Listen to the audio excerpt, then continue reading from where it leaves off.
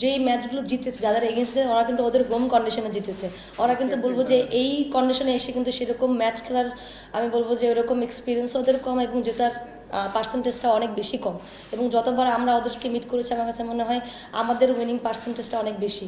আর যেহেতু বললেন যে হোম কন্ডিশনের কথা, যে যার কন্ডিশনে স্ট্রং অনেক বেশি হয় এবং এই মাঠে কে স্ট্রং সেটা আসলে রিসেন্টলি যদি আমাদের কিছু সিরিজ দেখেন এক্সেপ্ট অস্ট্রেলিয়া আমরা কিন্তু ভালোই খেলেছি এবং তাদের রেকর্ডটা কিন্তু তাদের মাঠেই, হয়তো ওরা এখানে খেলতে পারে না। বাট আমি বলবো যে এটা নিয়েও না কোনো, আমি বলবো অপোনেন্টকে আসলে লাইটলি নেওয়ার কোনো কোনো অবকাশ নেই আমাদের। আর কারণ হচ্ছে যেহেতু আমাদের জন্য অনেক বেশি ইম্পর্টেন্ট এই সিরিজটা, because of we have to grab 6 points. So ওই দিক থেকে প্রত্যেকটা ম্যাচ আমাদের জন্য অনেক ভ্যালিড এবং আমরা ট্রাই করবো যেন আমরা সেইভাবেই ডমিনেট করে ক্রিকেটটার জন্য খেলতে পারি। কারণ যখন আমরা আয়ারল্যান্ডের মধ্যে যেহেতু ওরা আমাদের থেকেও র্যাঙ্কে নিচে, যদি আমরা তাদেরকে যদি ডমিনেট করে না খেলতে পারি তাহলে আমরা বড় টিমের এগেনস্টে কীভাবে চোখে চোখ রেখে লড়াই করবো। সব থেকে বড় কথা দেখেন যে আমি মনে করি যে একটা ওডিআই বলেন টি20 বলেন 4 থেকে 5টা ব্যাটার কিন্তু আসলে ম্যাচ শেষ করতে হয়। সো যখনই আপনি চিন্তা করবেন যে আমার অনেক ব্যাটার আছে এবং সবাই মিলে করে দেবে, এটাগুলো হবে না। সো আমরা যারা সিনিয়র প্লেয়ার আছে যারা কন্টিনিউয়াস ক্রিকেট খেলতেছে ইন্টারন্যাশনালি, আমি বলবো তাদের দায়িত্বটা অনেক বেশি। হ্যাঁ, পিঙ্গাবের প্রতি অন্যরকম একটা আস্থা থাকে, কারণ বলবো যে রিসেন্টলি তার রেকর্ডটা আসলে এইভাবে চোখে ধরার মতো এবং ইন্টারন্যাশনালি বলেন ওয়ার্ল্ড ওয়াইড বলেন তার ব্যাটিংটা কিন্তু ডিফারেন্ট। সে একটু সময় নিয়ে খেলতে পছন্দ করে এবং লম্বা ইনিংস খেলে। সো তার দিকে একটা অন্যরকম দৃষ্টি তো সবারই থাকবে এবং আমার কাছে মনে হয় রিসেন্টলি মুর্শিদা অনেক ভালো করতেছে এবং সুপ্তাপুর ব্যাটিংটা দেখে আমার কাছে অন্যরকম লাগছে এবং তাকে অন্যভাবে প্রিপেয়ার্ড মনে হয়েছে। সো তার প্রতিও আস্থাটা অনেক বেশি। আমি পার্সোনালি বলবো যে রিসেন্টলি হয়তো বা ওডিআইতে অত ভালো খেলতে পারিনি, বাট কিছু ইম্প্যাক্ট ইনিংস খেলছি। আমি চাচ্ছি যে সেটা যেন আমি লম্বা করতে পারি, কারণ আমি জানি যদি আমি আমি আমার পারফরমেন্সটা করতে পারি তাহলে টিম অনেক বেশি বেনিফিটেড হবে।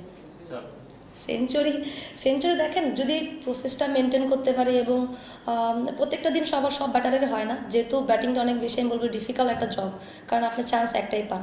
সো যদি মনে হয় যে না আজকের দিনটা আমার বা আজকের দিনটা কারো ইন্ডিভিজুয়াল প্লেয়ারের, তার আসলে কন্টিনিউ করাই উচিত।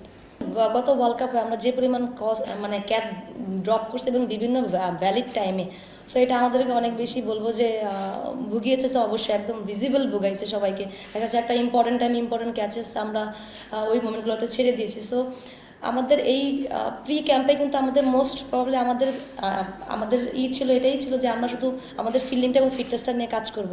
ওভাবে কিন্তু স্কিলটার প্রতি অতটা বেশিও বলবো যত সময় দেওয়া হয়নি, শুধু ফিল্ডিংটা দেওয়ার প্রতি আমাদের মানে মনোযোগ ছিল বেশি। সোফার ফিল্ডিংটা এমন একটা ডিপার্টমেন্ট যেটা হচ্ছে বলবো যে ইন্ডিভিজুয়ালি প্রত্যেকটা প্লেয়ার আসলে ডেভেলপ করার বিষয় এবং টিম ওয়াইজ যদি এটা বেশি বলবো যে সেদিন ইম্প্যাক্টফুলি যদি কাজ করা যায়।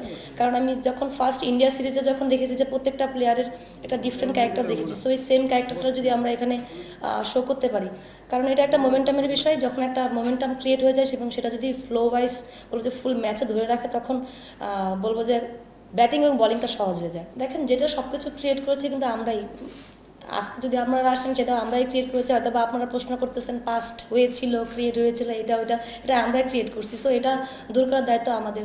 সো আমি বলবো যে ফেথ রাখেন স্টিল, কারণ টিম কষ্ট করছে।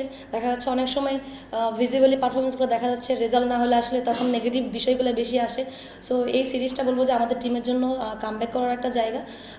আর হচ্ছে নিজের কন্ডিশনে বলবো যে নিজেদেরকে অতটা বেশি চ্যালেঞ্জ না দিয়ে আমার কাছে মনে হয় যার যার প্রসেসটা মেনটেন করাটা বেটার এবং টিমের সবার প্রতি সবার ফেথ রাখাটা ইম্পর্টেন্ট।